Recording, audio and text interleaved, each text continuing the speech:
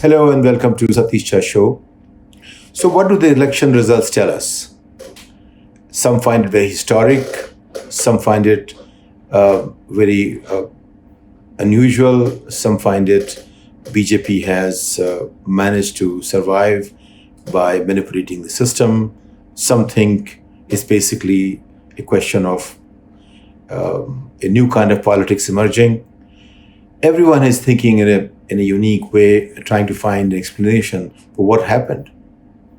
And people are wondering whether it's going to lead to turning Kejriwal into a national figure, or is Yogi going to be the number two to Narendra Modi in BJP hierarchy to lead the nation, or is going to be now a Mandir plus politics, or is going to be a Mandir plus development plus, or some people call it MY, or some Hindi you can call it Yomo.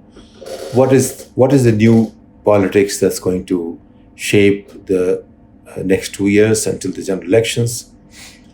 That's a very, very challenging question from any point of view, because it has taken up almost a decade, not exactly, but almost a decade, to go beyond Delhi to the next state. But as sometimes it happens, it takes time to get the first lap right, and then it starts progressing faster. And what's the most surprising part is the margin of victory in Punjab. 92 out of 117, that surely sounds like historic, because Punjab has never given any party that kind of mandate. Between Shiromani Akali Dal and Congress, it's been alternating for as long as we have known the state of Punjab, which is almost more than 50 years now. But it's never been this kind of mandate, which is more than 2/3. But Kejriwal is also known for, even the first time when he came to Delhi, he came with an unprecedented margin. I think out of the 70, he had close to 63 or 64 or something of the kind. And that was extraordinary by any means. So he has managed to have a second feat of this kind, which is by any measure envious. Every party wants to do that, and they don't succeed with it. What is it about Kejriwal that he is able to always manage to get this far? When he succeeds like nothing that anyone has known. So that's one big question. And Yogi, though he lost some, he still managed to get a decent majority. So what is it? I mean, here is a man who talks about bulldozer, talks about every word that he spoke was from some book which should not be in any democratic society. That doesn't just suit any democracy. A bulldozer it's a language of a bully basically, and also uneducated bully, even though his language is very refined in Sanskrit. But when it talks, he just can't control his nature as a bully at all. That is something no one has known, because normally politics is about spoken words are always right. No matter what you do, but spoken words are right. In new politics, spoken words have become very unacceptable, disagreeable in nature. That's something we have to worry about. Is this a new norm, that a sitting chief minister talks about bulldozing and cooling the temperature, and every slogan he gave was quite extraordinary. And like we saw, voters, if there are three ways of analyzing Uttar Pradesh elections or BJP elections. One is we believe that election was fair and transparent.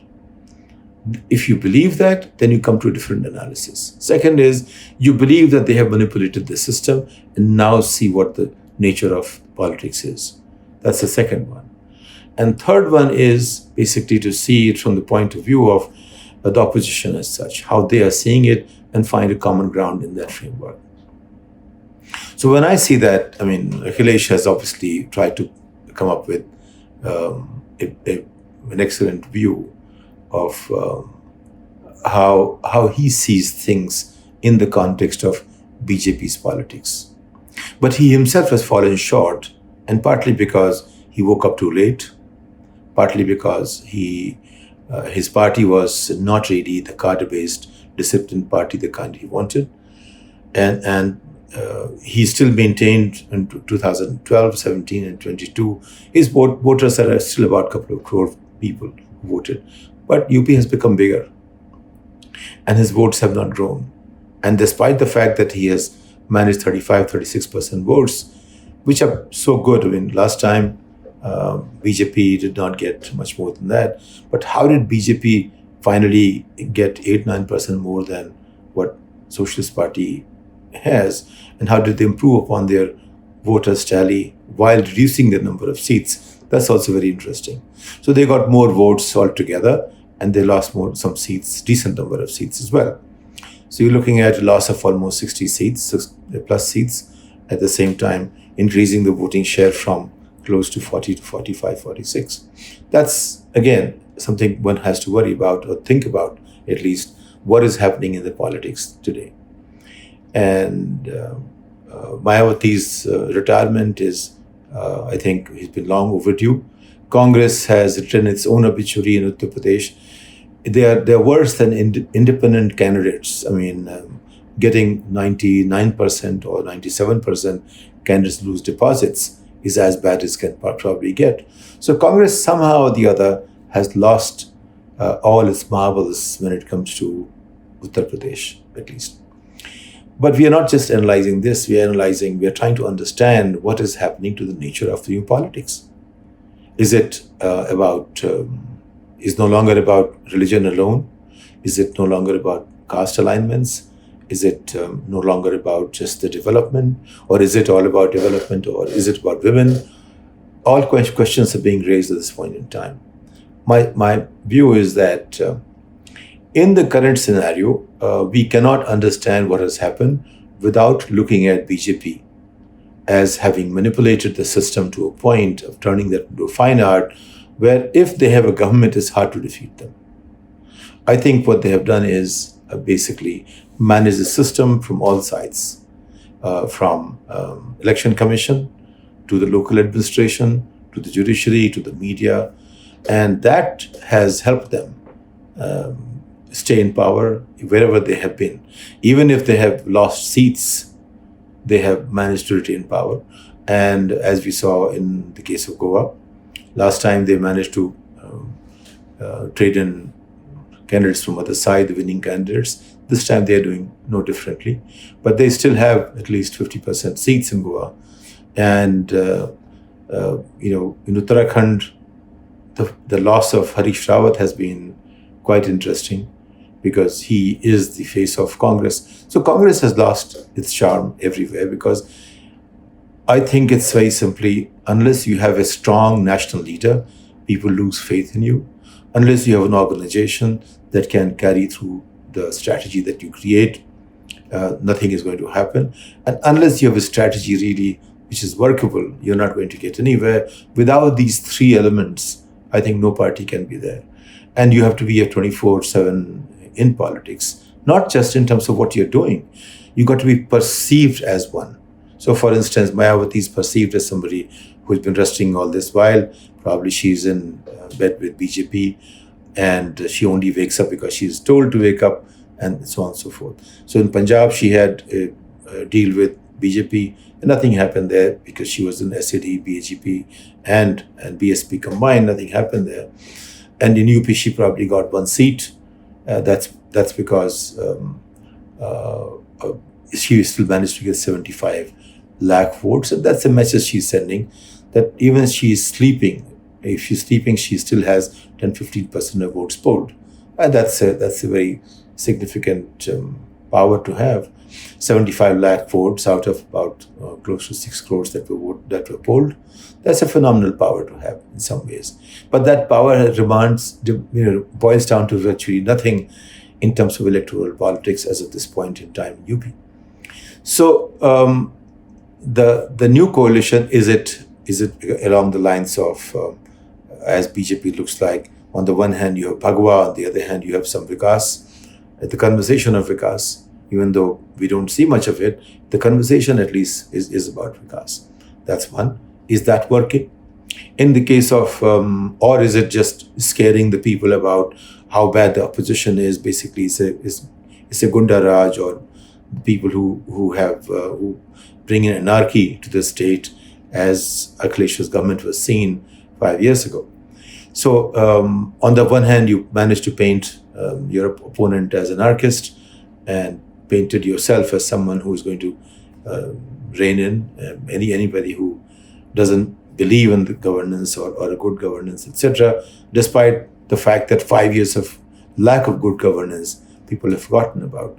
So I think it's only possible when all these forces come together and somehow let the existing government stay in power, which means when we saw runaway EVM machines have been a problem. And now that we see all the postal ballots that have come, they show 50% votes for Akhilesh's party, that is SP.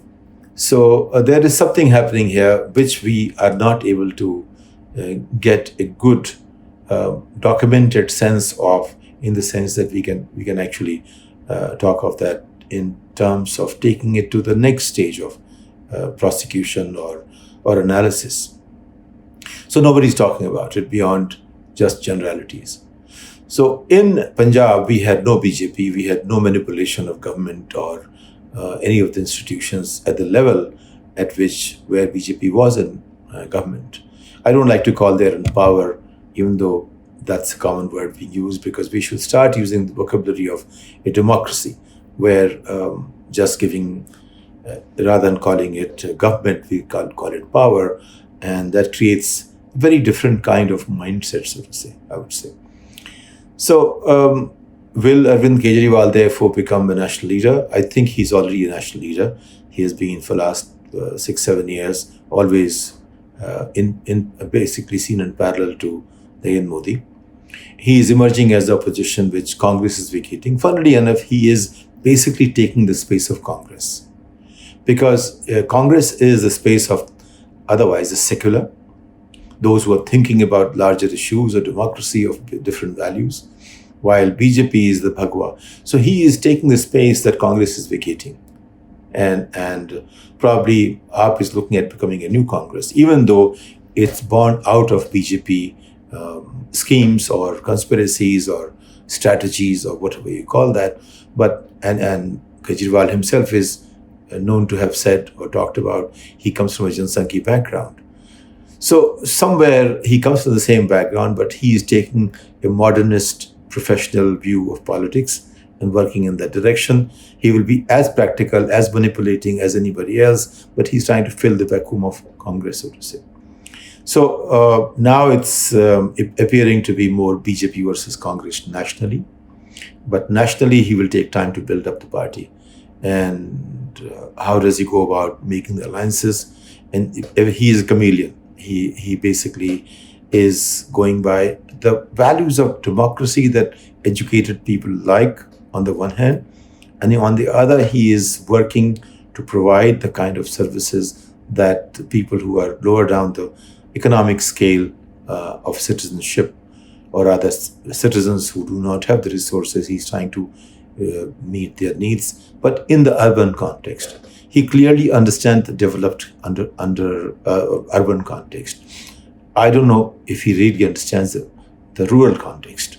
So his gap is in understanding rural India, but he does understand urban India, and he does seem to understand those who are better off in that sense. Punjab used to be one of the most developed states until it got under the influence of Shiromani Akali Dal, the drug mafia and others. We kept hearing about only mafias in Punjab. So he is a mafia slayer in that sense. He's trying to position himself as a mafia slayer. And after Delhi, he has said two things have happened. The victory is like Delhi's victory, and he's also replacing Congress there. This is familiar territory. Now that he's moving to Gujarat, and he didn't lose any time in starting to campaign there, we'll have to see how he performs there. But everyone believes that he's going to make inroads wherever the kind of demographics that he can appeal to exists. He's going to find his appeal, and he's creating a new kind of politics. New kind of politics is not is still the Yogi Modi politics as much as the AAP politics. But Yogi Modi politics is finding, talks about double engine. Probably what he means by double engine is also the dualism of the new coalition, where you can have Bhagwan on the one side and modernity on the other. And so it's unfolding that way. I think we have to go on analyzing this in detail as we go along, because we need to understand what's happening to our politics, because that is the key to our governance. And we have to keep an eye on that on an ongoing basis all the time. With that, I take your leave for today. And until the next session, I take your leave. And thank you very much for listening. I'm looking forward to your questions. I'm looking forward to generating a conversation and a debate. And maybe, my style is not the one which is more common in having conversations along these lines, but I hope it's more conversational, where we can pick up from whatever goes on in our daily national life and continue this conversation. Thank you very much.